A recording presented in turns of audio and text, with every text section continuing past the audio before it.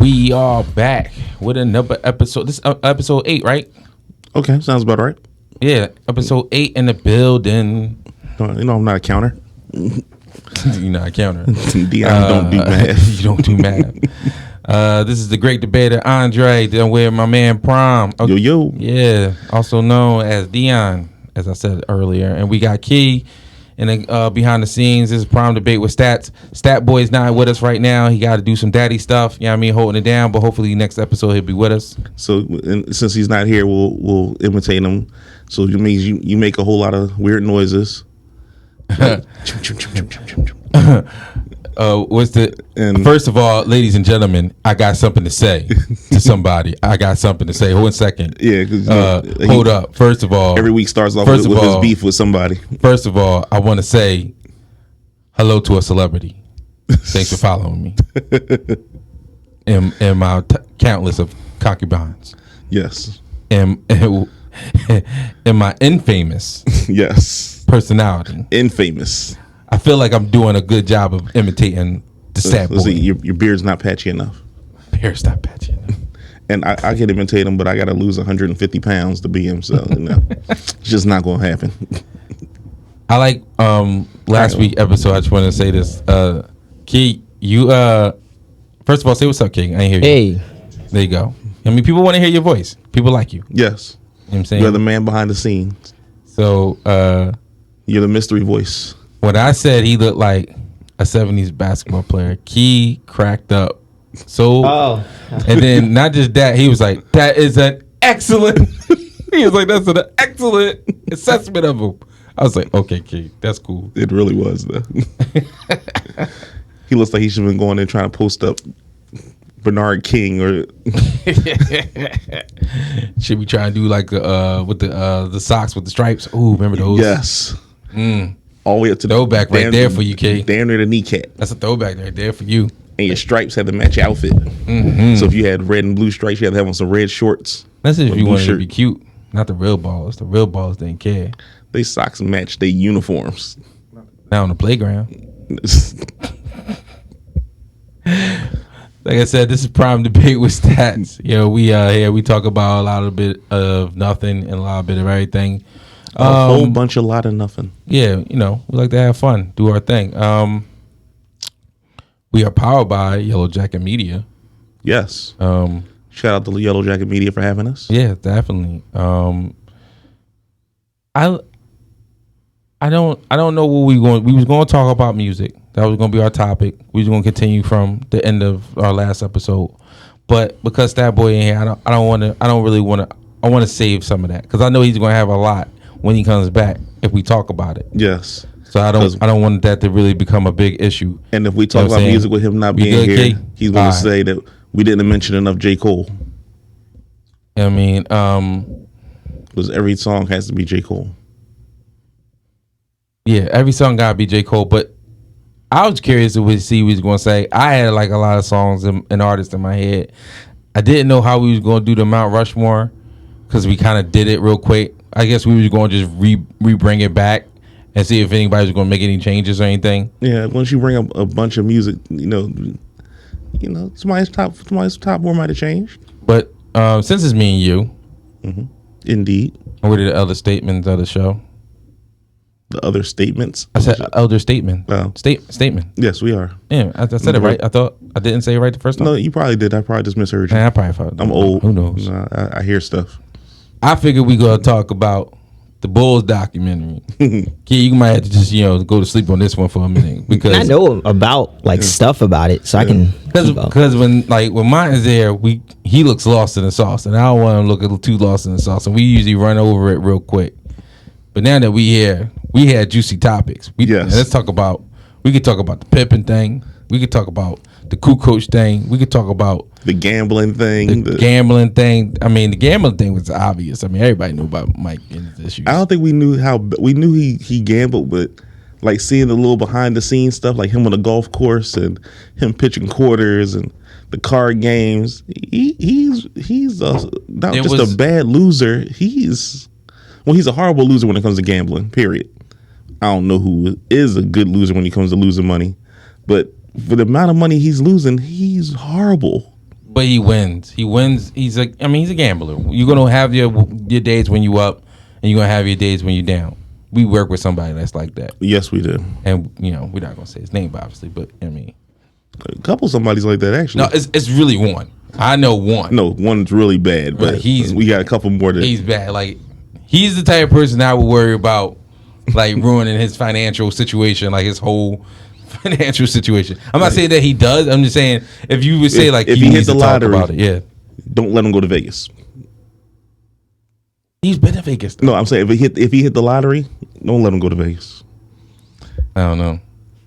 I think he knows how to work it. He works his situation like that way better than other people do. I don't know, but he definitely got it. I'd be like, yo, you got an issue. I do have a Vegas story though. One of my boys who we went to Vegas a couple years ago, me and a few of the fellows. One of my boys who claims he knew what he was doing. Mm-hmm. We start wandering through the casinos, separate. My man Rock sits down, playing blackjack. All right, we walk away from him. We're not playing. We getting something to drink, right, looking around. Off, start mingling. Come back. We look at his hand. He's splitting tens. Cool. It makes perfect sense. Mm-hmm. She puts down first card. Bang. 20. Second card. Bang. 19. Okay. So the 20 was 2 tens, or the 20 was the 2 tens. Another 2 tens. So he decided to split it. No, he didn't split it. He was cool. We was like, all right, do you know what you're doing? Yeah. And he does, trying to show off to us. He does the little hand gesture you do when you tell him to hit. Yeah. Not paying attention to us. I know what I'm doing, and he does it to both hands. Like I got this. Yeah. No. Oh no. Yes. So I looked at, I was like, what the fuck are you doing? He said, what? I got this. I was like, no, you just told it to hit you. He's like, I didn't say a word. I was like, yes, you did. He's like, no, I didn't say a word. And the other boys with us, he goes, yeah, you did. You tapped the card. It means they're supposed to hit you. She looks up, she's like, by all rights, I should hit both of those cards and bust you on both hands. Pretty much. She's like, but I'm going to let you slide this time because you don't know any better, obviously. You don't know nothing. I looked at her, I was like, please get up and walk away. You're an angel. Please take this money, tip her well, get up and walk away. His fool ass sits there. And still plays? I looked at him. He plays the same hand, or that hand is over with? That hand is over with. She cashed him out. He wants to sit and still play. I was like, walk away. Why he cash off? He wanted to still play. No, he wanted. I mean, he got his winnings from that. He got his winnings from that. Okay. And he still wants to play. He was like, no, leave. You obviously don't know what you're doing. Yeah. We're not gonna be here to babysit you. We're not standing here in the spot because we're not gambling to babysit you. No, I would have left him. I wouldn't have tried to. He's like, no, I got this. He catches up to us about 10 minutes later. So I need to go tap him back. I bet you do. I bet you do, sir. You dumb bastard. Big dummy. Yes.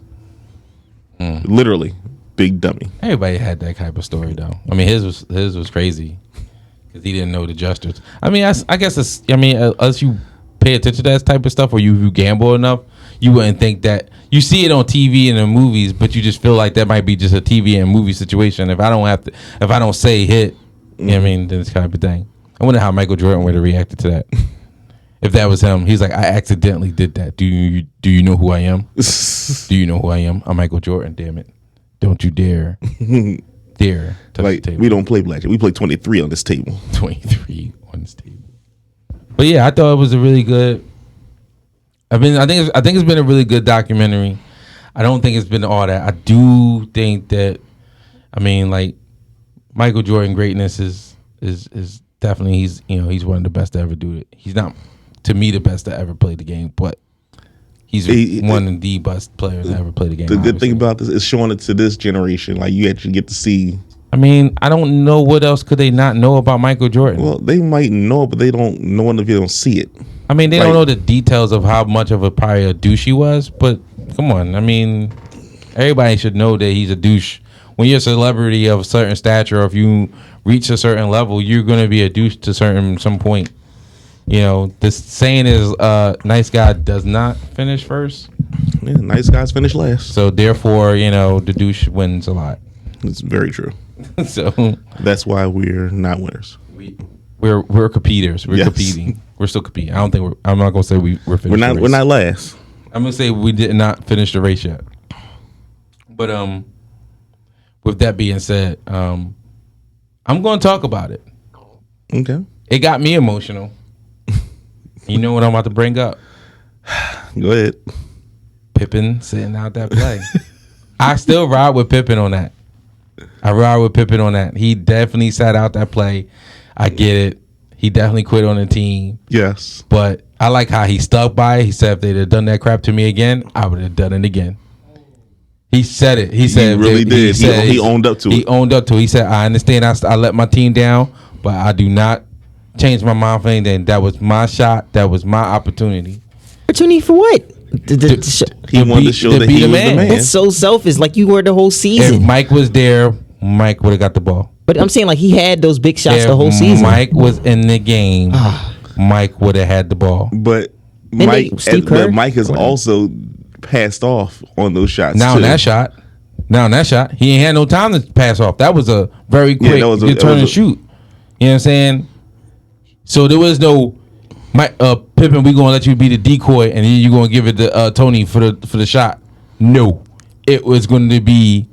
It's his time. It's his time to shine. Well, that's what he said. They said, Pippen, you're going to be the decoy. We're going to give it. No, he was going to be the inbounder. Yeah, that's not a decoy. You're out of the play. How many times have you seen people inbound and get the ball right back? It's not enough time, and that's back then they wasn't doing that. That was totally a Pippen moment, and selfish. It was, but you have to understand, if Mike was there, and that would have happened, Mike wouldn't probably sat out. But if you would have said, Michael Jordan, Mike, you're gonna inbounds to Tony, and Tony's gonna shoot the game-winning shot. But he gave us Mike wouldn't have inbounded. First of all, Mike would have been on the floor as a decoy. He'd have ran the floor. No, let's put that scenario out there. If Mike on the team, and Mike is he inbounding the ball? Because as much as you want to say Scottie Pippen is selfish and he let his team down, and I admit to that he did it in a certain way he did. But this man was your MVP. He led you to this point pretty much. Tony helped out, obviously. BJ helped out. Horace helped out. They all helped out. But that was your alpha. You're in a dire situation. You need a play. You're going to go to the guy who you've been riding with all year long. Now, the guy who's been making some clutch shots for you is Tony Kukoc. And he was making a lot of clutch shots. Mm-hmm. But this is your season. You go out with the guy somewhere in there. It's the reason why a lot of people felt like back in the day that when you watched the Dr. J. John. Yeah. The reason why he lost the chip against the Blazers. Everybody wanted to shoot, and the coach didn't get the ball to the man that he was supposed to get the ball to. Yep. And that's just not happening. So I'm just saying, is Mike going to be cool with that? There's a big difference between probably Mike Daryl Dawkins getting the ball over Dr. J. No, than it is. It wasn't Daryl Dawkins. First of all, I'm sorry. That 76. It wasn't Daryl Dawkins. It was that team had scores. Will Be Free was on that team, if I'm not mistaken. That's what it was. World Be Free.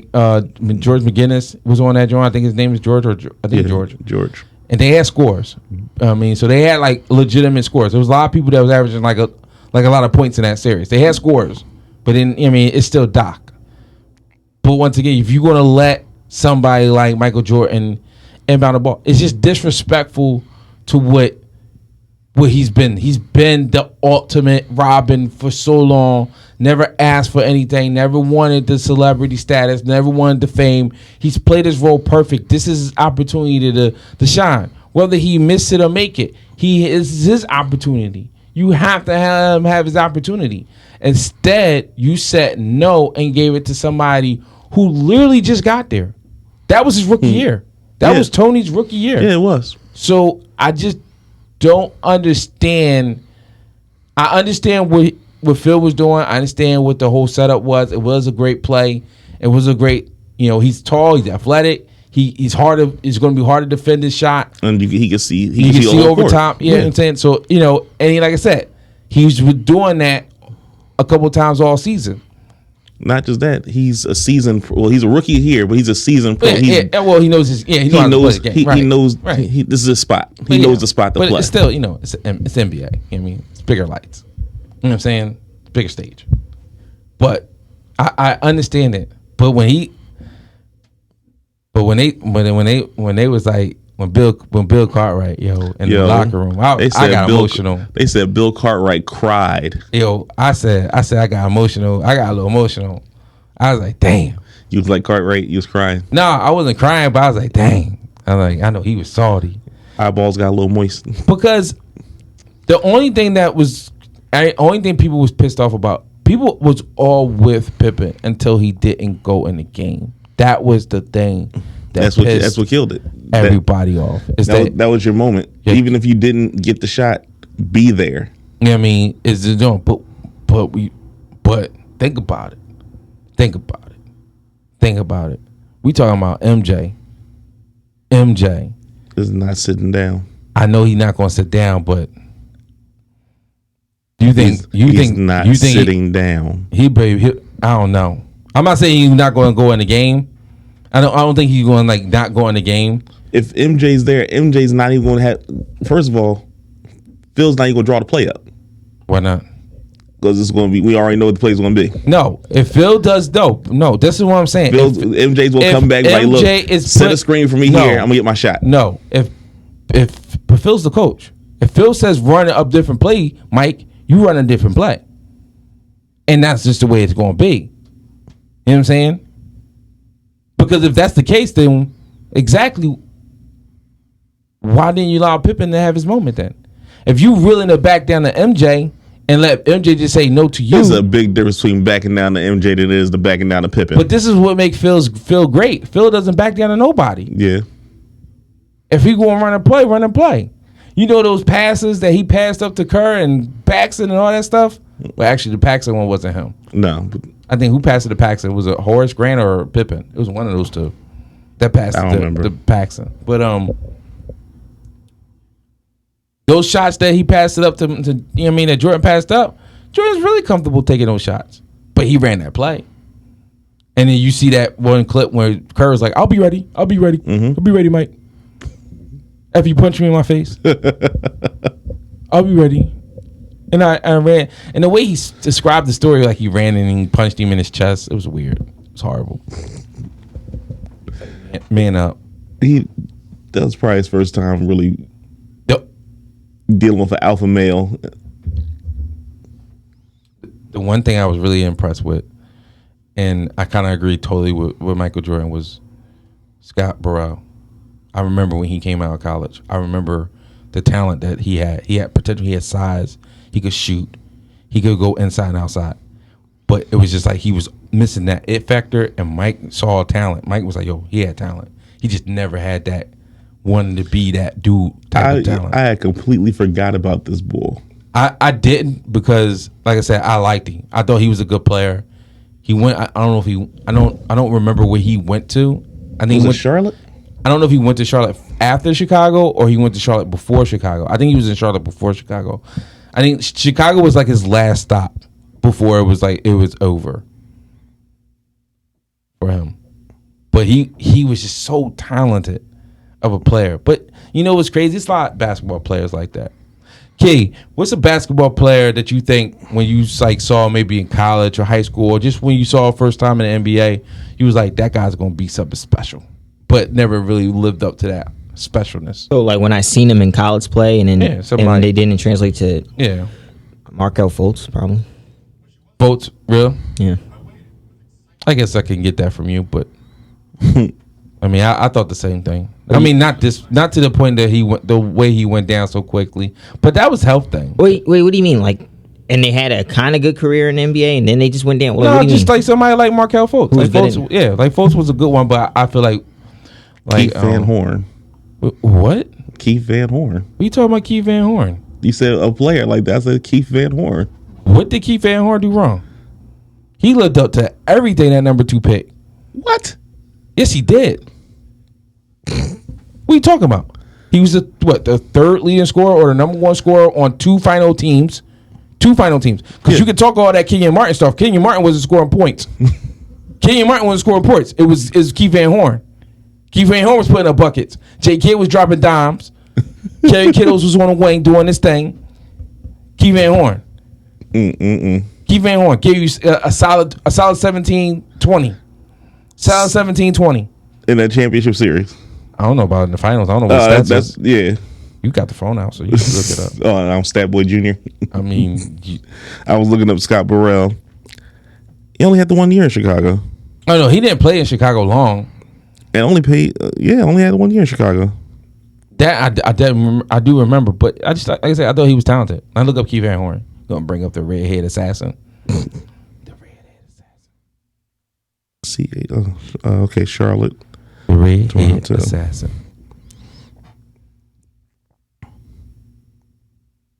Keith Van Horn. I don't know. I thought, you know what? I like you. That's Van right. I Horn. forgot he was a Sixer. That's why he defended him so toughly. No, he was part of that draft. He came out in the Timmy draft. Tim Duncan. It was Tim Duncan, Keith Van Horn, and it was Tim Duncan, Keith Van Horn, and Tim Thomas. Tim Thomas. You want to talk about talent? Didn't live up to it. Yeah. 6'10", can do it all. Except for He was Coco. You remember Tim Thomas, King? Yeah, he was really, really talented player, and he was really, really soft. Like really, really soft. He was cupcake soft. He was the beginning of that new era of softness. he was a box of newborn kittens soft. And Larry Brown could not understand it. Larry Brown could not understand it. You know, he was the stretch 3-4 type person, shoot threes, could dribble from anything, anywhere. He was like a more athletic Weber. Oh yeah, he had talent. He had game. But he was soft. He was soft. He actually like turned his career around and got pretty solid and become a reliable type player. Like he was clutch. You could use him down the stretch in playoffs, but yeah, he was definitely something. Regular season average. I just think that TT just didn't. 17.0 in the 2000-2001 season. Oh, Keith Van Horn. is that their finals year? That's when. You said 2000, 2001? Yeah. That's our season. That's my Sixers season. Then we had the next season they played us. And that was in the next 2 finals. They went to the 2 finals after that. 14.8 points In the finals or the season? this season. Okay. And the next season he was with the Sixers. I thought he was on 2 finals teams with the Nets. In 2002 he went to the Sixers. In the middle of the season? That's what it as him that has him down as a Sixer in 2002. That's horrible. The 2-3 season he's a Sixer. I was watching something. They was talking about the redraft Yeah. of I think it was a Markel draft. Mm-hmm. And they had Markel not, of course he's not in it. And then they got Tatum going number 1 to us, and then and then Donovan Mitchell. Mm-hmm. And then they got like DeAndre Fox.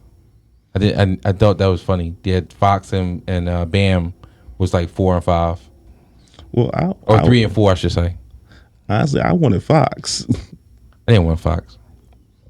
I like Fox. I wanted Fox on the Lakers. I wanted Fultz. I wanted him too. I wanted Fultz.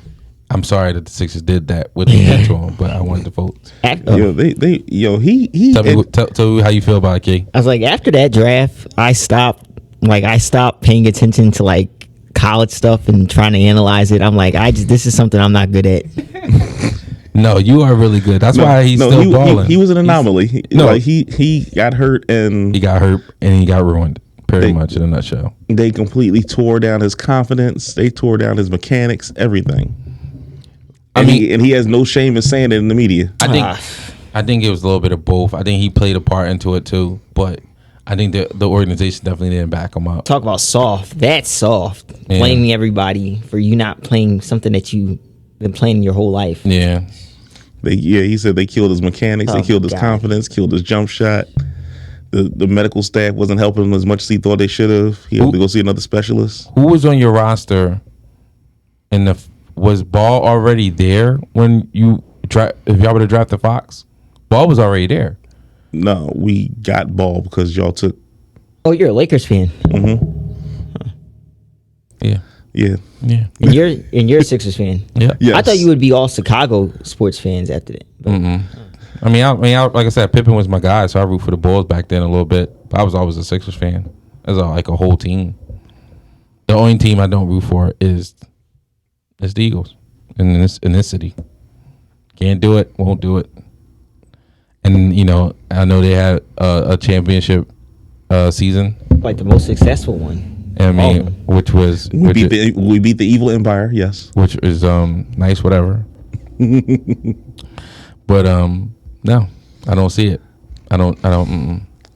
I feel the same way about the Sixers. When I was little, I liked them. He lied. When I was little, I liked them, and then as I got older, I started to see how horrible that front office was. Okay, I can see that. When they the final straw was Charles Barkley being traded for a hot bag of rocks and some wet garbage with a hole in the bag. And a half a jump shot. So you're trying to tell me? That's why I know he lying. He gonna try to tell me he's a Sixers fan. But no, I like the Sixers and the Lakers. Lies. He was a Lakers fan. His name is Irvin Magic Johnson, and that's the reason why he's a Lakers fan. But I still like certain. I like the team that with Barkley, Jaminski, Mahorn, Hersey Hawkins until they traded Maurice Cheeks when they replaced it with their bum ass Johnny Dawkins. I love that team. With Ryan Anderson coming off the bench with his little screen jump shot. Yeah, but at the same time, everybody on that team that you bad just shot named, taking, that you literally 35 head faking. What was that forward's name? That you literally just named are pretty much either garbage, washed up, or superbly average. Really? Besides Hawkins. Hershey was legit. He was a legit player. Defensively, I always felt like if Hershey was like 6'6", he would have been a way better. If he was the same size as Ryan Anderson, he would have been an extremely good player. But because he was the stature, because he could play, I thought he was like 6'6". He's like 6'4". He was like 6'4". He was a small guy. He was a smallish guy. You know what I'm saying? I know one thing. Every time he played Jordan hit him with the same ball fake, and he fell for it every damn time. I mean, but he was young then. I mean, he was young. He wasn't in the league. He was a young boy. He would literally get the up head fake. When you watch, and you will see Hersey just run at the jump shot. When you watch like later in the career, like later in later on in his career when he faces Michael, he plays Michael pretty good. But in Charlotte or in Seattle, either one, he plays pretty good. He played Mike pretty good because Mike couldn't get around him, so Mike had to always go over top of him. It's the same thing that Phoenix did when they didn't do it enough in my opinion. When Phoenix did when they put KJ on him, they put KJ on Mike. Mike couldn't go past him. He wasn't going past that guy, so he could shoot over him. But then they would put like Marley and somebody taller on him. So then he just go right past them. There's some reason that's something else they talked about too. How they thought Dan Marley was going to be the man to take down Jordan. To slow down Jordan. I can't say take down. Well, because it was Jerry. That was Jerry's friend. And look, Dan Marley could play defense. I'm not gonna say he going to shut down anybody like a Michael Jordan, but he could play defense. The thing that Dan Marley couldn't play defense is dumb. I mean, I think because maybe he's a white boy, people that think he could, and he could shoot, so whatever. But Dan could, Dan could play defense. The spotlight was too big for Dan, though. But he wasn't going to stay with an athletic guy like Michael Jordan or anybody that's really that quick or athletic. That's not going to probably be his strength. But he could play defense. I mean, he's a physical guy, and you could be physical then. You know what I mean? So, yeah, definitely. I seen that clip of Gary Payton talking about how, like, he could have guarded him the whole series. Oh, that was hilarious. I think, first of all, George Karl is an idiot. Not really a good coach, in my opinion. That's just my personal opinion. I think he's an okay coach. That's what I was gonna say. I think he's all right. He's an offensive genius. Defense, no. He's not even an offensive genius because one of the problems with Seattle was they could not score. That's the reason why Dikembe eliminated them out of the playoffs. No, the problem was they couldn't stop Dikembe. No, the Dikembe shut down the entire inside game, and they gave no credit because they couldn't score. They gave no credit to those guards. They couldn't score. They couldn't shoot. They had good guys that could shoot the ball, but they wasn't pure shooters. They wasn't pure shooters on that team. There was no real. Like I think Def Lestrade was like one of the only pure shooters on that team. They wasn't Def Lestrade and what's the other? Perkins. No. That's about it. He was a jump shooter. I can't think of his name. Oh, Johnson. Was it Eddie Johnson? No. I thought it was Eddie Johnson. He's a head coach now in the league. He always had that same damn box. It never seemed to go anywhere. No, Nate was a defensive player. You talking about Nate McMillan? Yeah. He's a defensive player. He was a defensive enforcer. That's all he was. No, Nate could shoot. No, he can't. Nate could shoot. No, he can't. No, he can't. No, he can't. He could knock down a shot every once in a blue moon. But you wanted him to shoot a three. This is what I'm trying to tell you. Their team was all about must not been Nate then. Up and down. They wanted to run, push the pace, run, fast break, get the ball out. When they got in the half court, Mutombo shut all that down. But one of the things that they was really good at was defending. They could defend out the world. One of the most underrated things about the Chicago Bulls teams is their defense. They was a very, very good defensive team. True, because no one paid attention to. All you saw was Jordan. Like and they Pippen was extremely a good defensive team. They were extremely aggressive, and they had a guy that could play size. They didn't have no like a real definitive shot blocker type player, but just somebody that could give the guys inside like a not easy way to the layup, like a layup line or something. Yeah. No, yeah. You know what I mean? So at a time. It was just really good of a defensive team, and that's what Seattle had. Seattle had a really, really, really good defensive team with a lot of athletic guys who could play defense. From Hershey Hawkins, who was a really good defensive player, to Gary Payton, to Shawn Kemp. They was all pretty good defensive players. Nate Millen, he was a really good defensive player. Eric Stowe was on that team, a really good defensive player. You know what I'm saying? Like, even though he was young, but I mean, they had really, really, really good defensive players on this team. And I actually believe that I'm not going to say they would have won the game, like they won the series, but I do believe what Peyton said. I do. I think it would have changed the series if he would have had to go on against Gary, because you have to pay attention, because Gary would pick your pockets, and that was just real. The glove was a real deal. You know what I'm saying? But just like how Prom just said, Coach Karl really cared about offense, so he decided to allow him to be offense. Now let's be realistic. Gary Payton ain't a big scorer. Yeah. No. So I don't know what he was thinking. His skill set, his athletics, his attributes is all about passing and running the offense and playing defense. And he was dribble drive. He was not a stop spot or jump shot boy. Well, by then he was a really good, better 3-point shooter. You couldn't leave him open back then. No, but he was more of a dribble drive. Yeah, I mean you wouldn't expect him to do that, but yeah, you wouldn't leave him open back then. Early in his career, yeah, but not back then. All right, score. I mean, I'm just looking at his stats. It was all right. I think he's career 16, and around that year, he averaged, I think it was like around 20 points. Yeah. It's all right. Yeah, it was solid. It wasn't like a bad thing or anything, but it was just like you can't be that type of a player and just think that he was going to like drop 30 on you. Like he didn't have that ability. I get what you know what I mean? Like, I don't know what the hell George Karl was thinking about. It was just like if you look at the scores when they were showing in the documentary, all the times they would win, the Bulls barely had 90 points. They barely had 90 points. So they was really, even the games that the Bulls will win, the Bulls didn't have that many points. But the like I said, the weakness of the Sonics was that they didn't score a lot. And Kemp was still trying to figure himself out. He wasn't 100% right there. Like, I felt like Kemp was trying to find a jump shot that he didn't have. He had it. 6 for 13, he didn't have it. He had one of the best mid-range jump shots in the game, yo. No, he grew into that when he grew. No, like that. He had it like in those years, but he didn't put this game, his whole game together until remember when he got to Cleveland and then the lockout, and then he came back fat. Mm-hmm. When he got to Cleveland, it seemed like he had just figured it out how to blend all the athleticism with the pure game of his jump shot. He built it up. He didn't have it when he came in. Hell no. He didn't have it when he first came in. But the final when he went to the finals, he definitely had it. Look, that Seattle series, Ricky Pierce 1 for 4. This is the bench. Vincent Askew 1 for 4. What game are we looking at? Game 5. The game that they got upset. What game they got upset? When Seattle lost to Denver.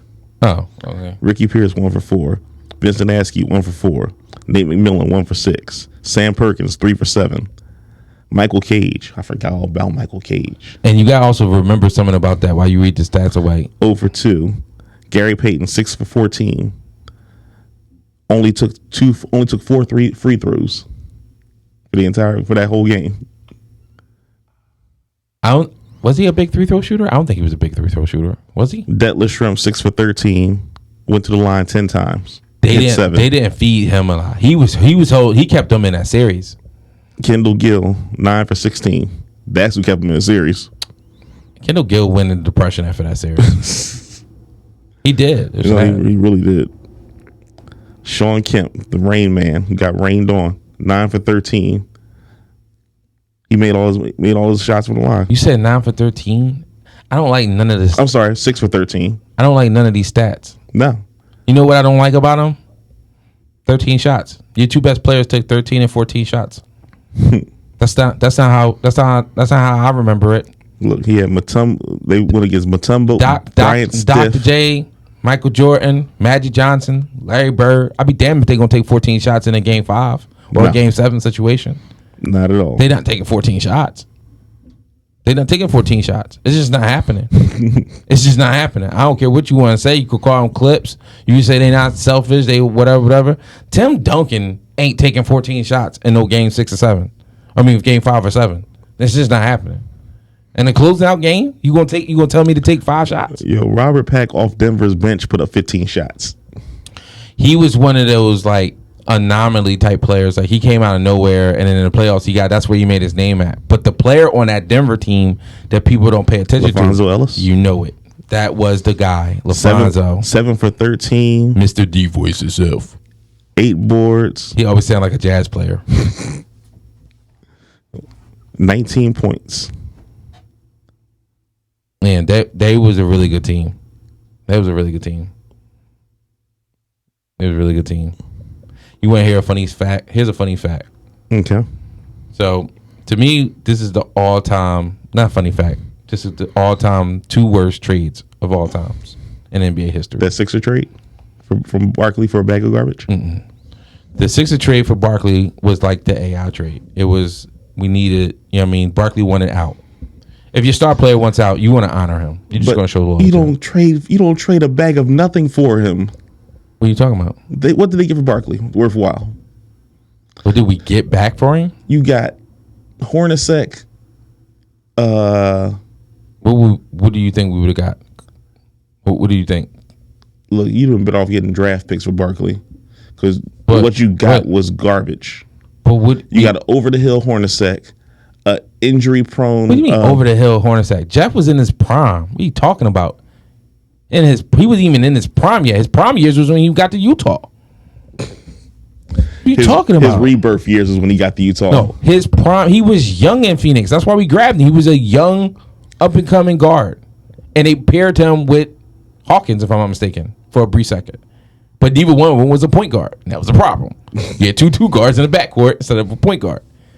But they was a good job. Didn't they still have Johnny Dawkins then? Oh no, they traded him. I think Dawkins was. Or he was out injured. Dawkins was extremely disappointment. Gosh. Damn Duke players. Can't Whatever, trust them. man. We're not touching that. Yeah, we are going to touch that now. Me and you here. Now think about it. We're going to touch that issue. But Johnny Dawkins was the bum. He was a bum. He wasn't really that good in college. But who was it? Hawkins. Hornacek. No, I'm sorry. Hornacek. Who else did they get for? What It you was a call it? center. Perry. Tim Perry. Tim Perry was a forward from Temple. Yeah, who He's talented. He was talented. in Temple. No, he was talented. He was solid. He wasn't going to be no stud, but he was solid. How do you trade a stud for 3 non-studs? That's what I'm saying. Yeah, kid. Do you remember that player? He goes to your school. Tim Perry, old guy. Ask around. Don't know. He's probably got a jersey or something. When you see Aaron McKee, just ask about him. No, it wasn't Andrew Lang. I think Andrew Lang went to. I think they did get Andrew Lang in that trade. I thought Andrew. Yeah, it was Andrew Lang.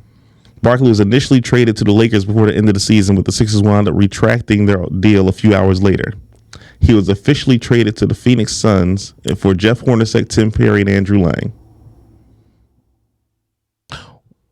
What was the Lakers? I'm about to look that up right now. I did not know that. What's the Lakers roster? What year is it when he got traded? 92. 92. So I we mean, had 92, 93. because we had nothing. That's the year Magic retired. No, y'all had like Nick. Y'all had Eldon Campbell. No, we didn't have Nick yet. What do you mean? Nick came in what year? Nick came in 93 or 94. We had Sedale Threet running point for us that year. Yeah, Because Sedale. I know Eldon was on your squad. They brought Sedale in to be Magic's backup because it was the first time he had an official backup that could play point. That wasn't like 5'0" nothing. I think James was still on there. They had players James. like Lamp. Yeah, you still had Worthy. Divock was still there. A young Divock, a young Eldon Campbell. Sabalas was there. Cedric, if I'm not mistaken. You are mistaken. He wasn't there yet. He wasn't there yet. No. I thought he started his career there. Where would he be He at? started his career in Phoenix. He was on the Phoenix championship team. Well, the Phoenix team that made the run. Yes, he was. All right, we'll look up the roster. off the Look bench. up for the 93 roster. All right, so I'm going to tell you about why he looked up the roster. I'm going to tell you this, Key. For which one? The Sixers? Or for No, the Lakers. Just looking for the 92, 93 roster of the Lakers. Because that would have been the roster that he would have been on. So these are the two all-time Wait a minute. wackest NBA trades. Barkley was originally traded for a first-round pick and James Worthy.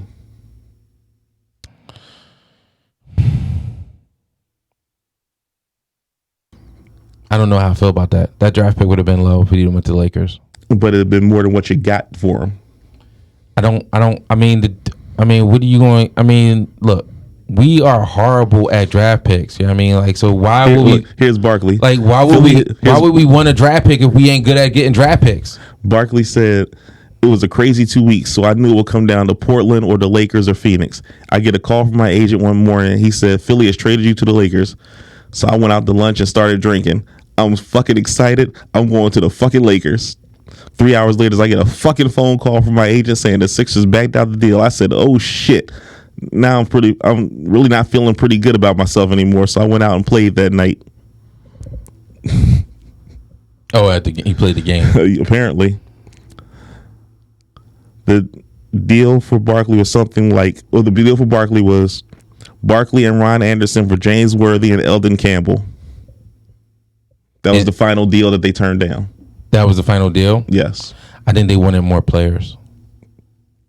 People didn't do draft picks back then. Barkley would eventually be dealt to Phoenix for Jeff Hornacek, Andrew Lang, and Tim Perry. Worthy only had 2 more seasons left in him, and Philly flipped Hornacek for Jeff Malone a year after a year. That was so the it mistake. ended up being mostly a wash for the Sixers. That was the mistake. You flipped it. Jeff Hornacek for dummy Jeff Malone. That's how he ends up in Utah in the first place. I forgot about Jeff Malone. I forgot about Jeff Malone. The world forgot about Jeff Malone. The other Malone. who wasn't a bad player either. He was not a bad player. He wasn't worth giving up Jeff Hornacek for. Worthy and Eldon Campbell. I would have took that deal if it was Eldon Campbell, Worthy, and the first round pick. That was your center in Eldon Campbell. Yeah, but look at Eldon Campbell's career. And How great did he be turned into? How great was Andrew Lang for y'all? I don't care about Andrew Lang. I didn't care about that. How great was Tim Perry for y'all? I think Andrew Lang was just a body. At least Eldon Campbell. The two key picks was literally. At least Eldon Campbell was like an 11-9 guy. 11-9. Maybe he's like 11-9 to 11-9, 12 and 10. Oh no, Eldon was solid. Yeah. But if that first round pick ain't there, that's a bad trade. How? It's better than what you got from Phoenix. No, because you're just looking at the names. Worthy. If I don't get the first round draft pick and I just get Worthy and Eldon, that's not good enough. Worthy's last 2 seasons are still better than all 3 of those players combined. You got. How you know? You don't even know what Jeff was putting up. Jeff was solid, dog. Like he was solid. Jeff didn't average more than 20 points. Neither did Worthy. Worthy averaged about something between 17 and 19. Look at Worthy. You know Worthy didn't average no damn 20 points. You know he. I said somewhere between 17 and 19 points. And so Jeff Hornacek averaged what? 15, 16? Ooh, that's a big dip off. But him and Eldon Campbell is not a big dip off. Him and Eldon Campbell is more than rest of all 3 of those. Listen, Worthy got mileage on him because he had the playoffs and all that other stuff. So scrap that. If the first round pick ain't in it, I don't want it. I didn't want it. If the first round pick ain't in it, I ain't want it. The Eldon Campbell one I can live with, but I like Tim Perry. They messed up when They messed up when they tried to flip Hornacek. That was where they messed up at. That's like the simplest thing in the world. All right, his last 2 seasons. They said he lasted 2 more seasons from 92. In 92, he averaged 19. 93, he averaged 15. And in 94, he averaged 14.9. Yeah. Mind you, this is what no magic. This is when you're supposed to be the alpha dude, and you still ain't averaging over 15 points a game. Come on, man, chill. We don't need that. That's just a name. It sounds good on paper, but in reality, no. You just saying that because you know what I mean. Well, Tim Perry was Tim Perry. He was just he was a solid role player. Probably a guy that could come off your bench, be like a 6 or 7 guy for you. You know what I mean? If you needed him to be a starter because he was athletic. 6 or 7? You better try 7 or 8. What are you talking about? He could start. He could be a wing for you. We wasn't a good team. You acting like he's a great team.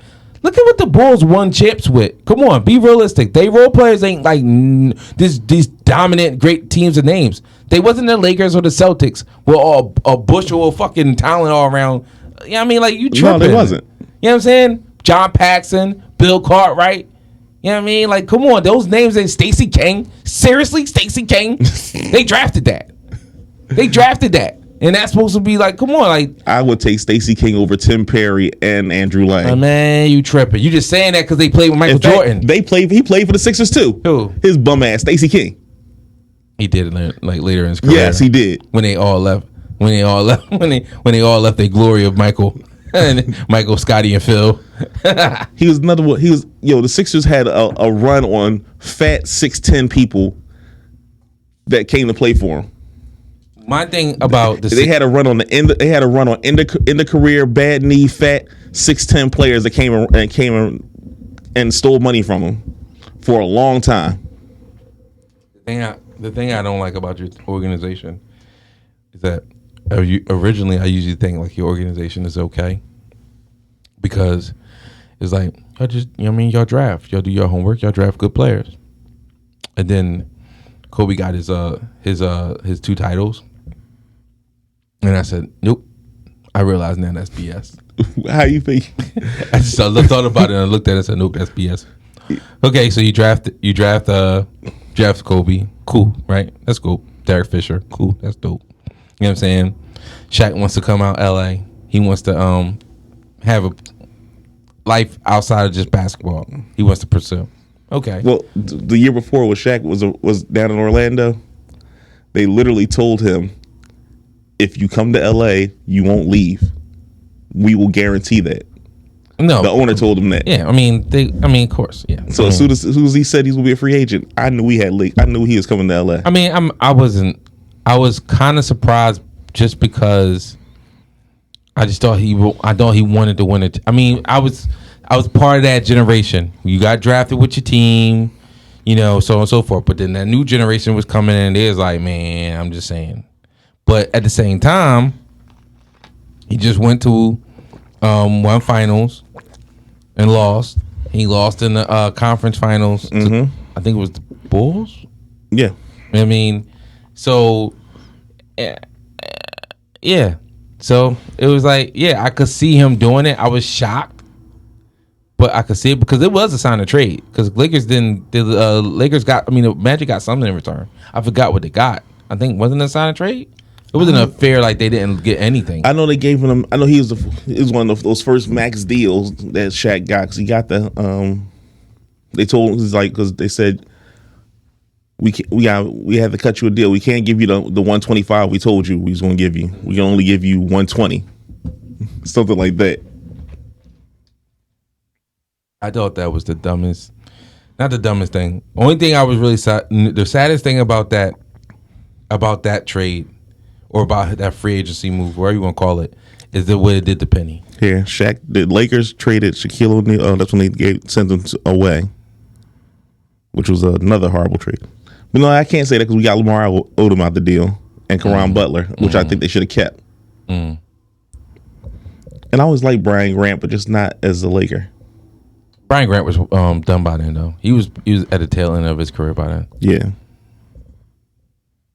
As far as talent wise, I think he was still kind of young. I think he had but he just couldn't play at that high level that he was doing. People forgot he did a lot of that high level playing in Sacramento before he went to Portland. So, and of course Sacramento couldn't resign him. But the reason why I said that is that when y'all got Powell, that was crazy. When y'all was able to get Phil to come back, that was crazy. The Powell thing was hilarious. We literally traded one brother for the other. I know that, but still, it was just the fact that I'm not saying that Kobe was supposed to not ever get back to greatness as far as championships and wins and stuff like that. But the way it happened, he went through a year or two of just bullshit and just keep on watching. Oh, did you already say your trades? The two worst? I didn't say them yet because I saw you. I saw you step away for a second, so I was like, I'm gonna wait and hold off. He saw Shaq getting a title, going to conference championships, winning, being in meaningful games, being a real contender, which was kind of a shock to everybody because nobody knew Wade was going to be what Wade ended up being. I mean, true. I mean, I think they projected it, but they just didn't think he was going to be as good. So maybe so quickly, I guess it was. He was good in college, but one of the problems he fell into was a lot of times draft experts, if a player's older than the rest of them, they like to put him in a box, and that's one of the reasons. He didn't have the high ceiling. Yeah, they said all that. He's older than the rest of them. Because of where he played and... Was it Marquette, right? Yeah. Okay. Yeah, I just thought that was crazy. So then, those 2 years, Kobe did make the playoffs. I think if I'm saying, y'all Lakers did make the playoffs, right? Those 2 years? No, we lost the 1 year. 1 year we didn't make it by one game because of Phoenix. Second year we made it and we lost to Phoenix. Right, and y'all lost to Phoenix. We lost Phoenix 2 years in a row. Right. Because that 1 year, not only did Kobe lose to Phoenix, he lost the MVP to Steve Nash. Because it was Steve Nash MVP. I don't understand why people are so crazy about Steve Nash getting the MVP. Kobe led the league in scoring. I swear to God, if Phoenix would have won at least one championship, there would be no debate of how great Steve Nash was. Respect the 96 draft class, please. Respect the 96 draft class. I'd rather not. What do you mean? You'd rather not? No, I'm talking about the Steve Nash part. Steve Nash, you know who? Steve Nash did not deserve both of those MVPs. Why didn't he? His team was the best team in the league both years, and he was the best player on said team. Sometimes hear that a lot of times it's one of those you got to be if we're forgetting the narrative that was happening at the season, we forget about it sometimes. So the narrative was that Kobe was still the bad guy in the league because he got Shaq traded. That's not so the they're narrative. not gonna give the MVP to him. Listen. Kobe was the most hated player in the league at that moment. Listen. And with Shaq going around talking about Kobe had my ass taste, he was the most laughed at player by fans. Listen. No one respected Kobe right then. Listen. So Kobe was not getting that MVP. Kobe Bryant won his MVP. I think the year y'all won the title, or y'all went to the finals. Finals. Y'all, that was the one. No, with the year y'all. He won when we won. So when y'all beat Orlando. I think the Celtics was the year before. No. You were right the first time. It was, I think, in 2008 when they just went to the finals. So when they lost to the Celtics. Lost to the Celtics. Okay, so he won the MVP that year. That was great. And that was really great. The following year, the person who won the MVP is. Do anybody know? LeBron. Huh? LeBron James. I think you're right. LeBron James. You know who he got knocked out by? Dwight Howard. Dwight Howard. Very good. Key, you're on your job right now. You're doing awesome. Because the puppet commercial, they had the whole thing set up. Nike had the whole thing set up for the puppets, where the LeBron puppet was living with the Kobe puppet, and they had a whole campaign set up. And LeBron LeBron and the Clevelandiers. I mean, lost to Orlando. But at the same time, and this is the reason why I say it, is because not just the MVP, it's just that how do you get, as a Sixers fan, okay, and Key, you could probably attest to this. Long suffering, yes. Gifts don't just fall to you as easily as like that. We don't get gifts. We've had 1, 2, 3, and possibly 4 if you count Joel. 4, possibly when it's all said and done, top 50, 40 players of all times. And 4, and all we got is 1 ring to show for it. 1. That's Doc insane. Iverson. Doc, Iverson, Chuck, Barkley, and Joel, possibly. Okay. That was my 4. I was just people would like to throw in Moses, but we didn't really draft Moses. No, Moses was he had him for 2 years, and they fired him when he wanted to get paid. We kind of like acquired he was a him. rental. Even though we did kind of acquire Doc, but Doc has only played with the Sixers and nobody else as far as the NBA is concerned. And the Sixers tried to trade him away. Sixers tried to do a lot of dumb shit. But anyway. They was going to trade him to Utah for Karl Malone. And that actually would have been a smart ass deal. That would have been a smart ass deal. Was Barkley still there? Barkley had to be there around then, right? Can you imagine that front court? It was Barkley's rookie year. It would have been sad. It would have been Barkley's rookie year because Barkley's rookie year was the next year after the championship. It was the 84 season. Yeah, it was like the 84, 85 season. They tried Karl to trade. Malone didn't come out with John Stockton. Karl Malone came out after John Stockton. Came out before. Before? I thought he came out the year before. No, it came out after John Stockton was there first. What year did Doc retire? What, 85, 86? 86, like 86, 87. That's the year they was going to trade him. Oh yeah, I mean Moses was there. Malone was there, but I don't know what year he was in. The Doc's last year as a Sixer, that's when the offer came through to trade him to Utah. And they should have did it when Doc was still going on his triumph retirement tour, where every team was giving him stuff and gifts and stuff. So when you put it that way and you say it like that, that's when it sounds horrible. Yes. But other than that, could you imagine Charles Barkley? Key, listen to this. Charles Barkley, Karl Malone. Listen to this. Charles Barkley, Karl Malone, Brad Daugherty.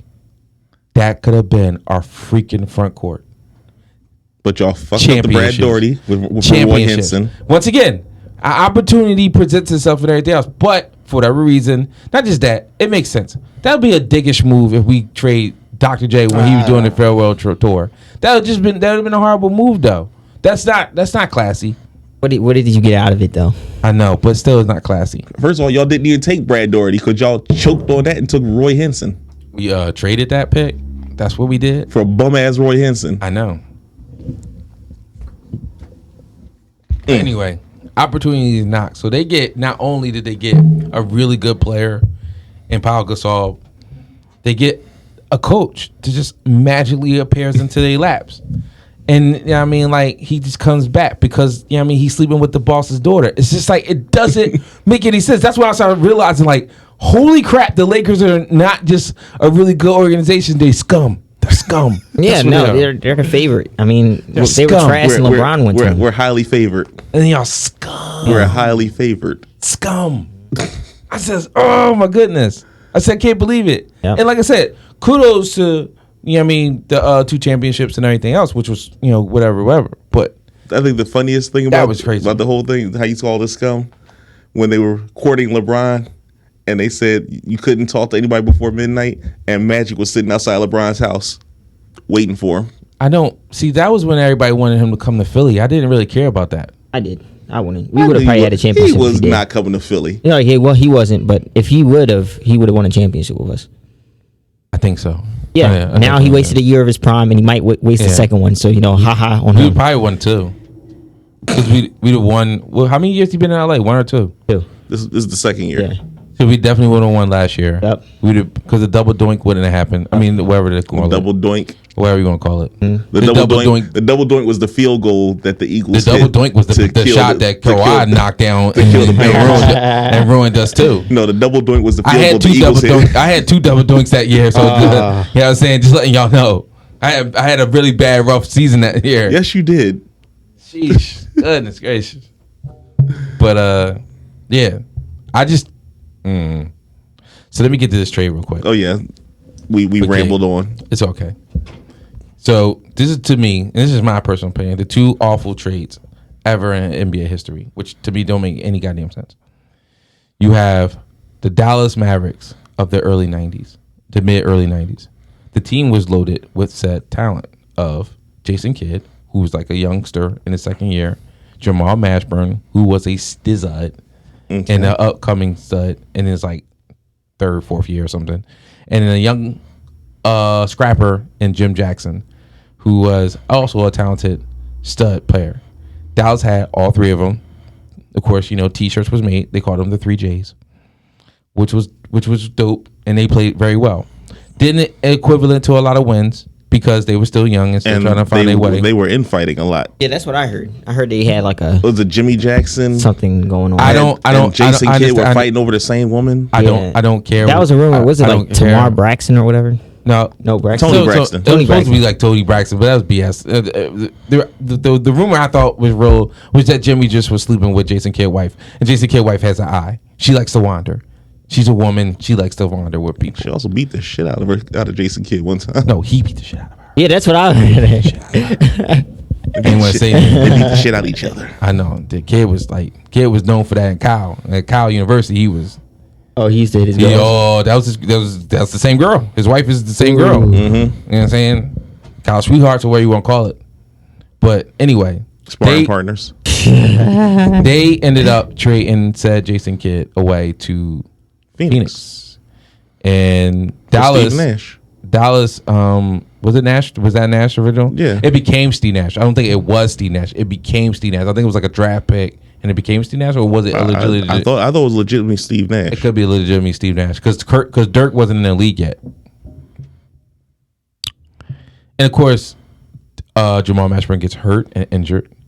And becomes a Sixer. No, he became a Bull first, and then he went to the Sixers. And Jimmy Johnson he went to the Bulls, and Jimmy Johnson gets hurt and becomes a Sixer. No, he didn't get hurt. He just become a journeyman.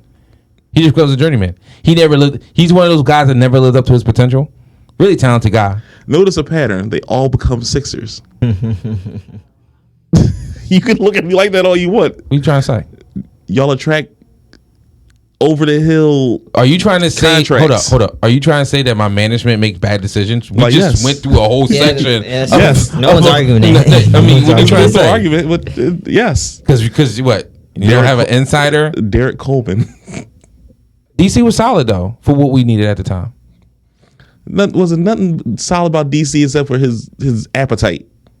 He just didn't have he lost all his athleticism. His training brawl because he to strap his man boobs down while he flumbled up and down the court. Well, anyway, like I was saying, all of a sudden all the wheels goes off, and they just fall apart.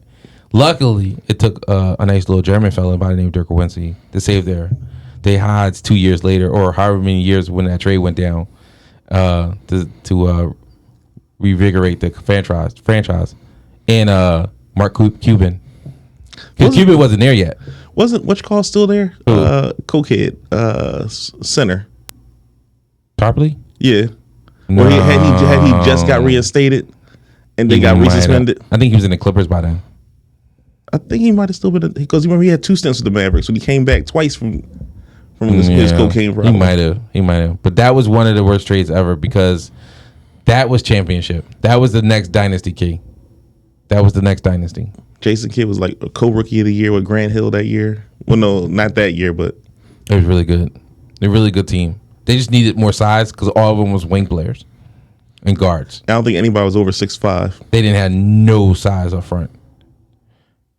The number one trade that is number one bad trade, the number one worst trade of all time is the 1995 Atlanta Hawks trading Dominique Wilkins to the Los Angeles Clippers.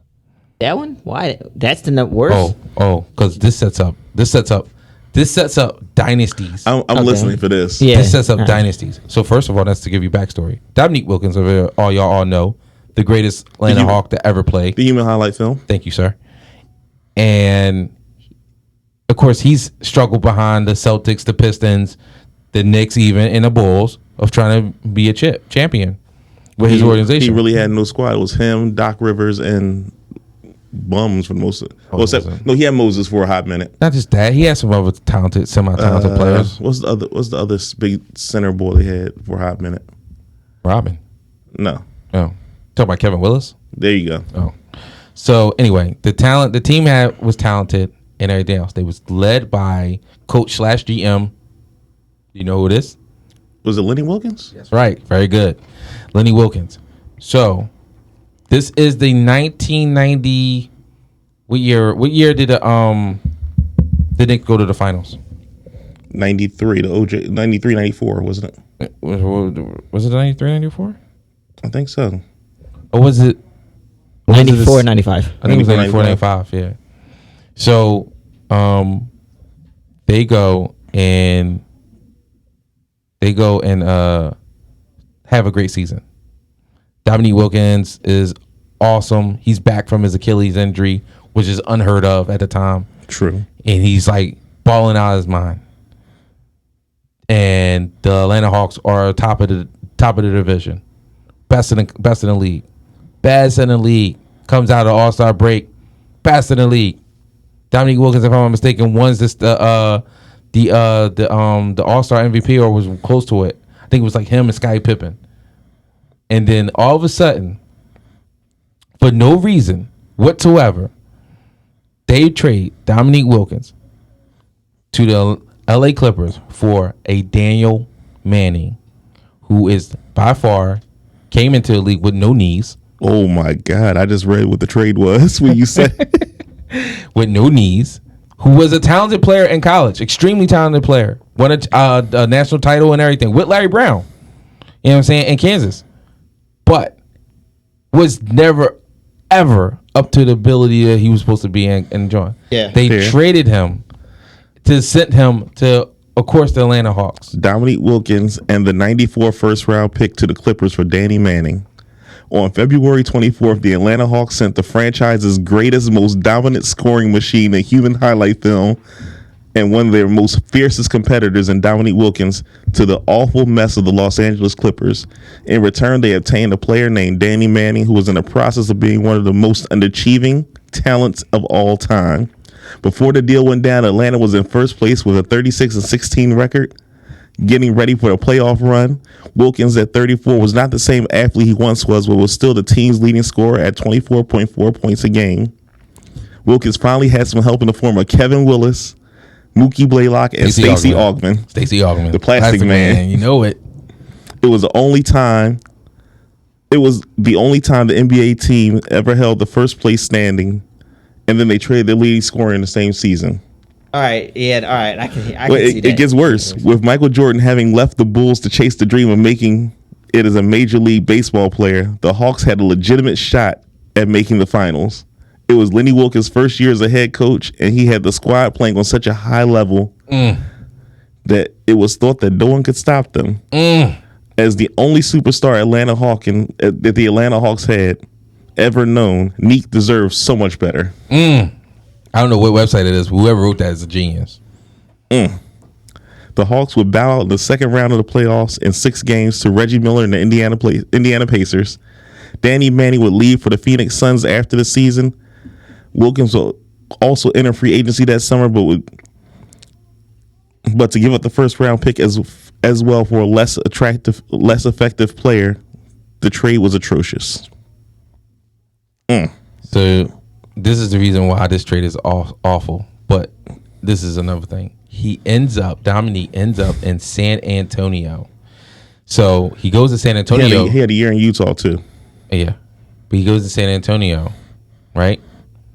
And in San Antonio, he went there because there was another star there. Said star was David Robinson.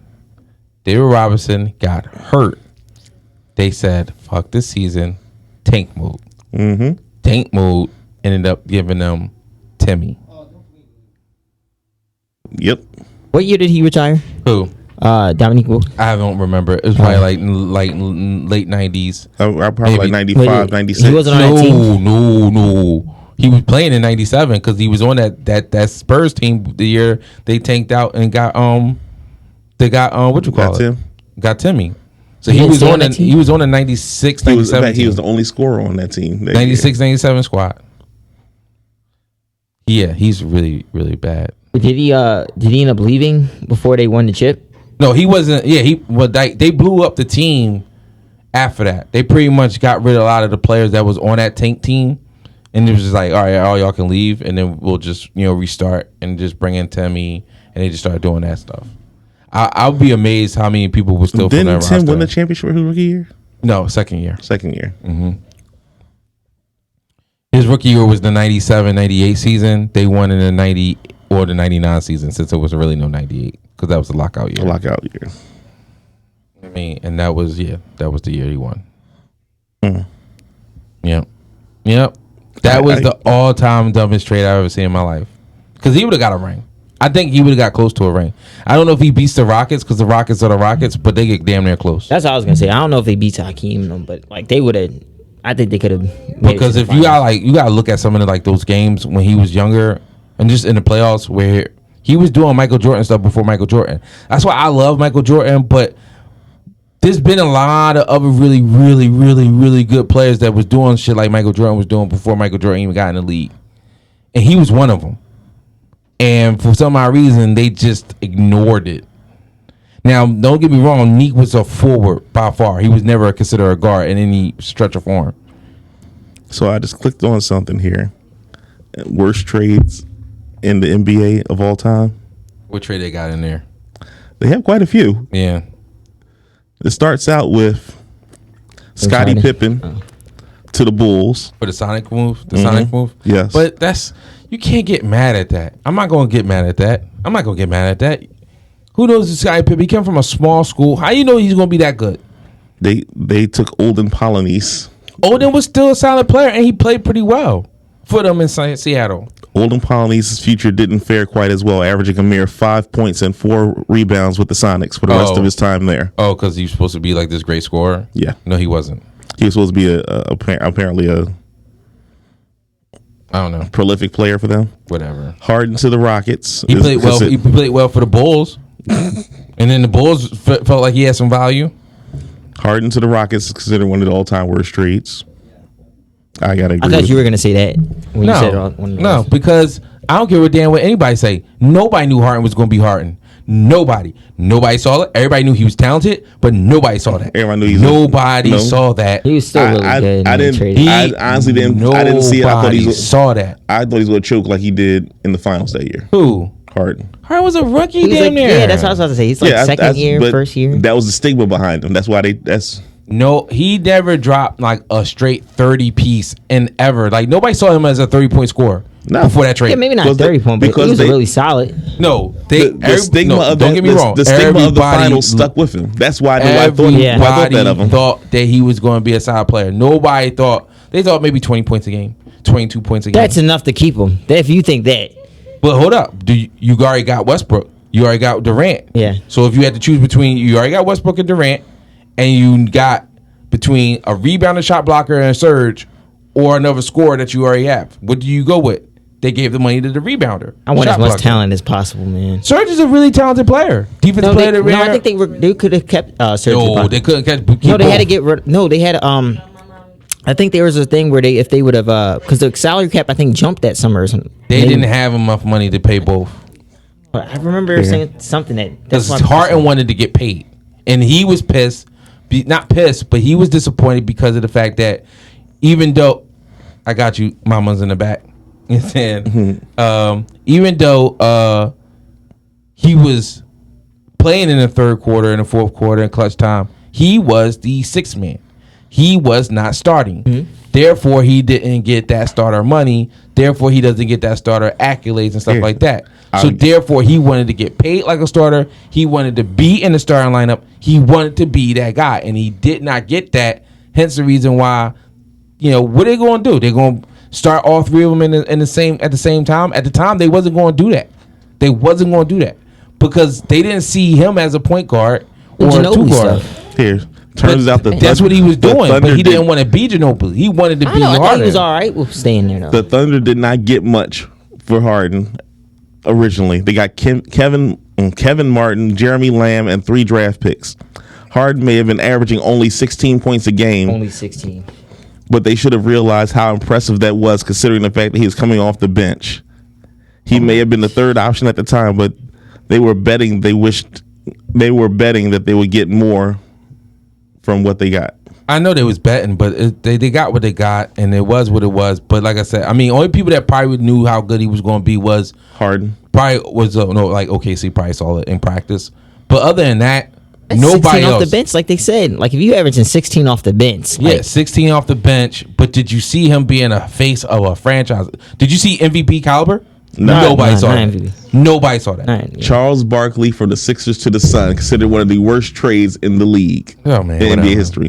When we think about the great Charles Barkley, we generally think about his amazing tenure so we could do our Mount Rushmore on the Phoenix Suns, but it could have been easily a lot different if the Sixers would have been a little smarter. Even though Chuck was already emerging as the premier power forward in the league, they somehow felt that Jeff Hornacek would be a better suit to their needs, so they traded for him.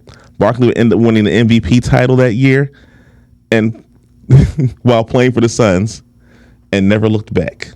Of course he didn't. He never suited up for us. He went to the dream team and then he went straight to Phoenix. If I'm not mistaken. I did not know Dirk was a trade. It was a draft trade. I don't count draft trades as trades. I do, but I don't. Because everybody always talk about the Penny Weber one. And I don't get mad about that. The Weber trade is in here from the Wizards King Weber trade. Oh, well, whatever. For Ben Wallace, Juwan Howard, and Chris Webber. So since we kind of like heavy on basketball, I was thinking about your boy, Mitch Richmond. Mount Rushmore is just your top four basketball teams that you wish that would have won a championship, or you thought that should have won a championship. That should have won? Yeah. Oh no, let's go back. Let's go top 4 people that you thought was going to be good but wasn't. Let's stick on that. That you thought was going to be good that you won. You said Markelle Fultz, so I already got one for you. Okay, you're down for one. Think about 3 more. That shouldn't be too hard. You want to go first? Or you need a moment? I need a moment. All right, so I'm gonna set it off. Just real quick, without reading the whole thing. Who was the other trades, real quick? Elvin Hayes from the Rockets to the Bullets. Moses Malone from the Blazers to the Braves to the Rockets. That's weird. Continue. Bill Russell from the Hawks to the Celtics. Okay, go ahead. Kareem Abdul-Jabbar for the Bucks to the Lakers. I mean, they just naming famous people. Man, cut it the crap out. Oscar Robertson from the Royals to the Bucks. He was old. What are you talking about? For Ron Artest from the Bulls to the Pacers. Whatever. They just naming it. I was liking that deal. Wilt Chamberlain from the Sixers to the Lakers. That was... Never mind. Continue. Ray Allen from the Bucks to the Sonics. All right, I'm done. I don't want to hear no more. LaMarcus Aldridge from the Bulls to the Blazers. For the Mount Rushmore thing, all right, can they have been okay in the NBA? Yeah, they don't have to be like straight bums. Not as, they just didn't leave up to like wherever you was thinking. Like they had to be bums. Got it. All right. So I'm gonna go off first. My first one is a close one to me. Andre Iguodala is one. He never lived up to. As a Sixer, he never lived up to what he. No, he never lived up to what he was supposed to be. This guy could handle the ball, even though he looked crazy doing it. He could play defense. He could shoot ish, and he could get to anywhere on the spot, and he could finish left hand, right hand. Obviously, he could dunk on people. You know what I'm saying? And he could pass. This guy, at one point, they said that only LeBron averaged more assists, points, and rebounds than he did. He had but he just did it in a mediocre fashion. and he never wanted to be better. Like he never wanted to take it to the next level, ever. Like take it to the next level. Well, the only year he did that, the year he won in this contract, and he averaged the most he ever averaged in his career. So I said when he was a Sixer, he was destined to be Robin. He never wanted to be Batman. Yeah, but the year he had a chance to be Batman here as a Sixer, he didn't want it. No, he did it. He didn't want it. But and nobody won it, but he did it. He did it, and he get to get his contract. So all right. So that was my number one. My number two is what's this? Oh shoot. I'm not gonna say he didn't live up to his hype. Yeah, I'm gonna say he didn't live up to his. I'm gonna say he didn't live up to what he was supposed to be. What's his name? Sheesh. Camby. Marcus Camby. Yeah. Now he had some stuff going on, but I always felt like that when he was balling, and people forget, he had those Knicks rolling. He was doing what Dikembe was doing in Denver. Wasn't putting up a lot of points, but he gave you 15, 14 points. And he controlled stuff. And he did the same thing when he got to Denver when he was older, when definitely offense was never going to be part of his game. But people thought because what he did in UMass that he was supposed to do the same thing, like as far as scoring wise. But he wasn't a huge scorer in UMass. He could score, but he wasn't a huge scorer. His thing was defending and rebounding and controlling play. He did a Bill Russell-ish type of vibe with his game. I just really thought he was going to really play off and be really good at that. Now, he's had a really solid career, but I think injuries a little bit, and then also personal stuff, as we all know, kind of probably play a part into his situation. But I thought he had a solid career, but I just thought he could also have been better. He gets looked at as being a disappointment when it comes to that draft class sometimes, but he was really a solid player. My number three is I'm gonna have to say this is TT, Tim Thomas. And we brought him up earlier. So TT was a really good player, and very disappointing that he did not pan out to the type of player that he was supposed to be. He was just like another Iguodala. He could do it all, but just never seemed like he wanted that it factor, or he wanted to be as good as he wanted to be. Like he just never wanted to take it to the next level, which was weird. Okay. You know what I mean? And then my last one, just right off the top of the dome, I'm going to say, you're going to laugh at this one. I'm going to say Sean Westbrook. Wow. That's a deep cut. That is whoa. Because I really thought he was going to be like the legit. I really did. I liked him coming out of college. I liked him a lot. And I thought he was going to be good. I thought Eric Snow was just Eric Snow, but I really like Sean Westbrook, and everybody did. I thought he could shoot. I thought he was going to be really, really good, and he was really, really bad. And I don't know why. And I got like a number of others, but I'm not going to touch it like Treasure Landon. You know what I'm saying? The Alaskan Assassin. Oh my goodness, that was horrible. You know what I'm saying? But there's so many Lawrence Moulton. Deep cut. Very deep cut. He was a bum sauce. But yeah, that's my four right there. But it's gonna be kind of hard because I was just jotting down some notes while you were players that popped in my head. Yeah, because I figured it'd be a good one and be easy. John Starks. Why? He wasn't even a high draft pick. I don't even think anything. No, that's the thing. He wasn't a high draft pick, but when he was rolling, he was streaky. That was the problem. He's like J.R. Smith. He was a sober J.R. Smith. Whatever you want to call it. Like, that's the thing. Like, there's like those Knicks team didn't have anything. They had John Starks. Like, John Starks? Seriously? John Starks right off the late first rounder from the CBA. Anthony Mason, CBA. Come on. That's the players Pat Riley was picking then. Whatever. We had this conversation already. Go ahead. Starks. I give you that. Eddie Jones. Talk about he had a okay career. He didn't have he didn't have the career that I thought he was going to have. What career was he supposed to have? He wasn't even a highly recruited person. Remember, Aaron was the guy at Temple. Aaron was the guy. Eddie was the one that made the All-Star teams. After the fact, after the fact. When they went to the combine and they saw what Eddie could do, athleticism, and he could actually score, they was like, "Oh, look, whatever Chaney was telling you to do at Temple is ridiculous." And when he went to LA, the first thing he did was dunk on the world. Oh, he's a really good, talented player. He lived way up to his. He made an All-Star team. Come on. He made more than one All-Star team. That's I'm just saying, like Eddie, you got Eddie on your most disappointing. What the freak did you thought he was supposed to be doing? Because once he left LA, you didn't hear from him ever again. What you talk about? He had one of his better seasons in Charlotte. All right, you can Google that after the show. We'll talk. Yeah, we're gonna have to. And we'll talk about that next week. Another Laker. Of course they are. Of course they are. Nick Van Exel. Yeah, he jumped off a cliff. Yeah. He was supposed to be the next great Laker point guard. He was I think he was as good as he was supposed to be. I don't think he was supposed to be anything better. I think he fell in love with a jump shot he didn't have. He did have a jump shot.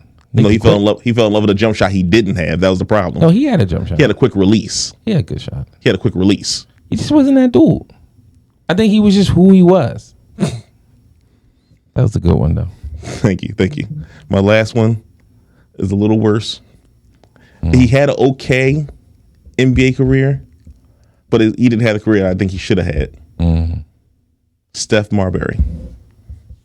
I was thinking about him when I saw when I went. I was going through when I said Canby. I was thinking about him. No.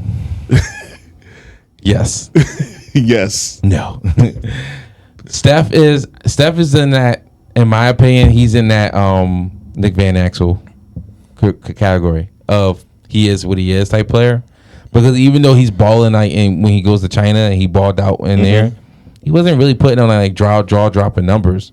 But he was balling to like the capability that you felt like he could get you 20. Some hot nights he might get you 30. But in China, he was Mr. All Universe. Like yeah, but I'm just saying. But that was my disappointment with him was that if he plays within the system and play his game, he's a good team player. But he always felt like that he was upper echelon good, and it's like nah, dog, you kind of like here.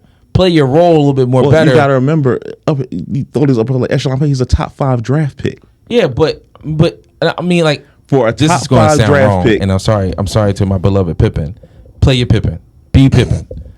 He was with KG. He needed to be Pippen. That All-Star game, that infamous All-Star game, he played Pippen to AI's Michael. You know what I'm saying? He was the number 2, and them two destroyed the almighty West in the All-Star game because he played his role. But when he be thinking that he's above people, when he think he's better, then it's like you ain't that dude. You ain't that it.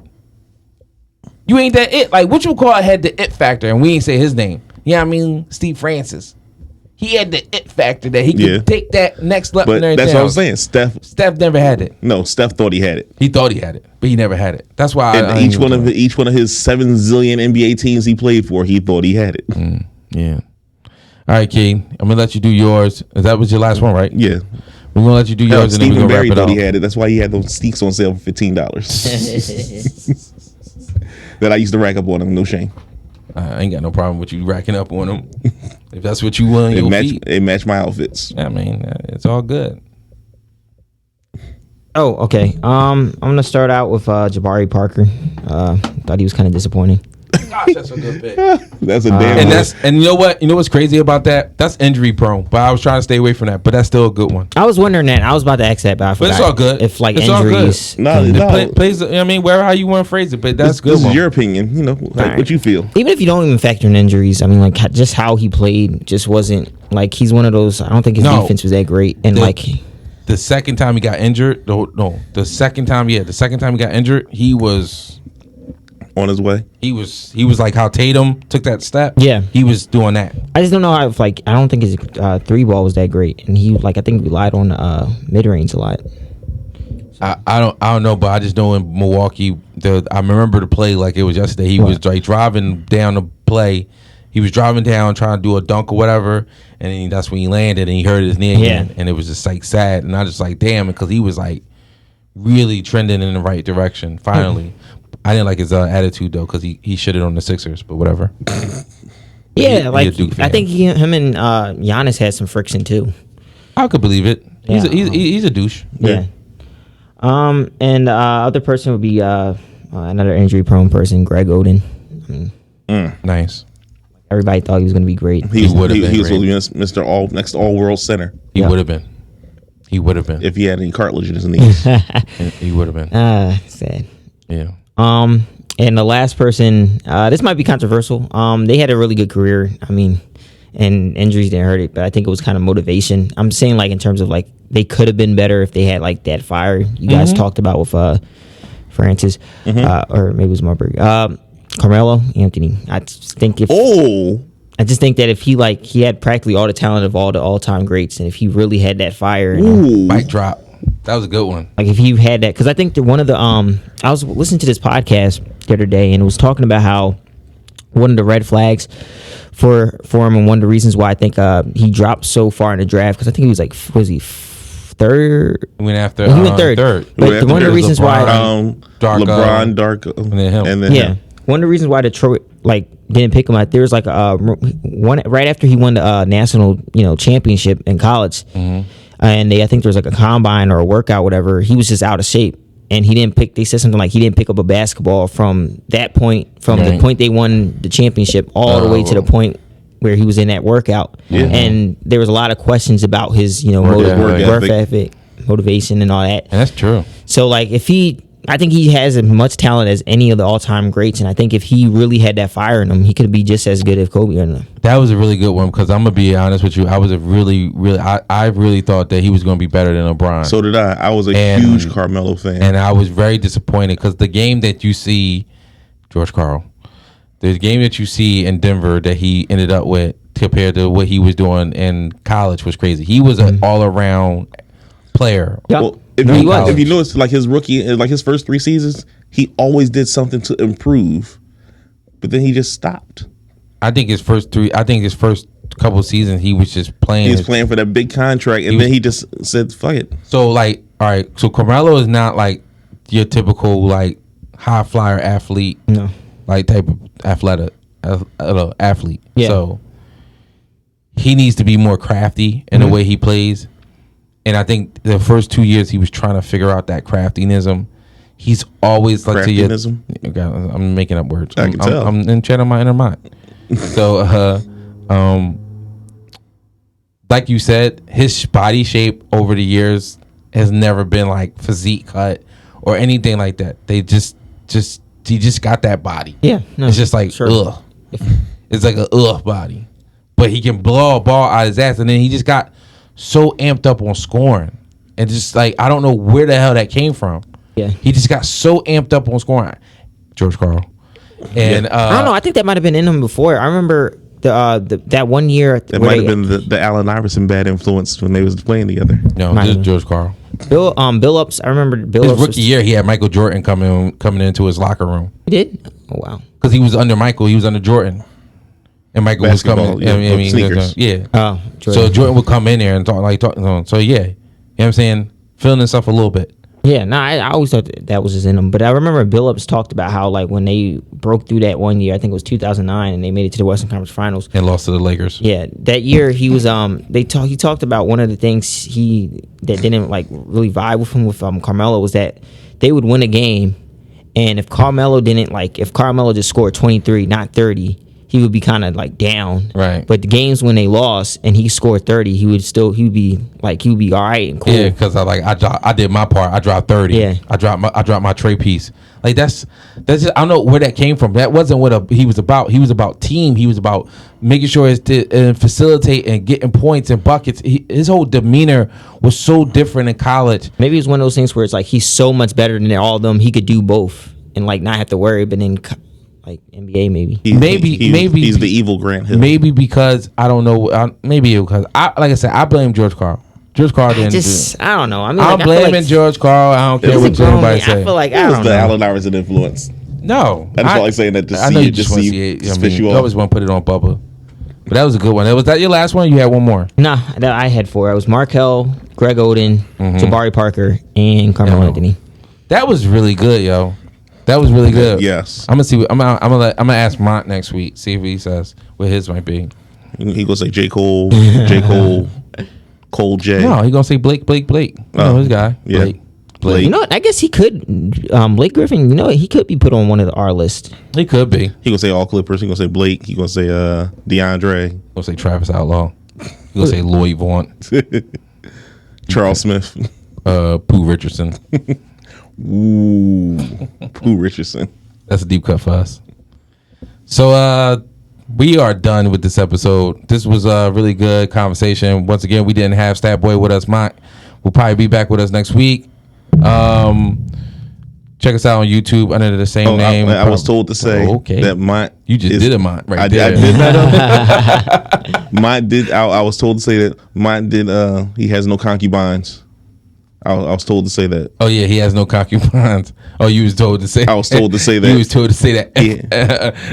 I was gripped up and told to say he has no concubines. Yo, that's funny. He is a one woman man. Wow, there you have it, folks. You know what I mean? Breaking news. All right. So as I was saying, check us out on YouTube. Click like, subscribe. You know what I'm saying? We also on podcasts of Apple and Spotify and SoundCloud. Really? We on SoundCloud, right? I have no idea. Okay. I gotta check. I'm gonna say we are just because I'm just gonna say it. Look Check for us us out. anywhere. Just look for us anywhere. We're not hard to find. And like and subscribe and listen to that stuff too. And comment. Please comment. I would like to see more comments. Maybe something that we are or are not doing more of. You know what I mean? We're trying to If you want us to do something, tell us. We're trying to give us improve. suggestions. You know, we're trying to improve.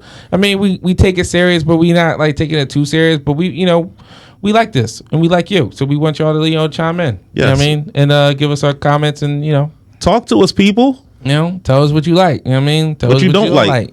Give us topics. Because, we talk about a lot of things. Like right now, me and him talking about sports because that's what me and him do for the most part. It was either out of video games, and I felt like that we could just do the sports real quick because we had the Bulls documentary and everything. But, yeah. So, for me, the great debater.